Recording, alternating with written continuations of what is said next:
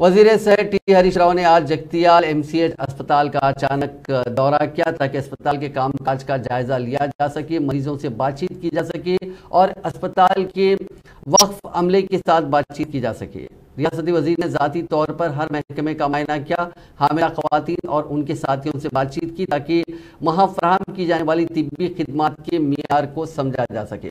उन्होंने इलाज के मियार, अद्वियात की दस्तियाबी और बेहतरी के मुमकिन शोबों के बारे में भी दरियाफ्त किया। उन्होंने किसी भी किस्म के खदशात को दूर करने के लिए फौरी कार्रवाई का यकीन दिलाया।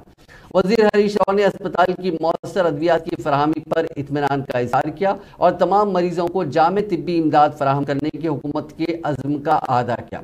उन्होंने शहरियों की हौसला अफजाई की कि वो अस्पताल की सहूलियात से इस्तेफादा करें और निजी सेहत की देखभाल की खिदमात पर इन्हिसार कम करें। अस्पताल के दौरे के बाद उन्होंने अस्पताल के सुपरिंटेंडेंट और डॉक्टरों के साथ एक जायजा इजलास मुनक्किद किया। इस इजलास के दौरान जिला कलेक्टर, मकामी एमएलए संजय कुमार और जगतियाल जिला ZP के चेयरपर्सन मौजूद थे।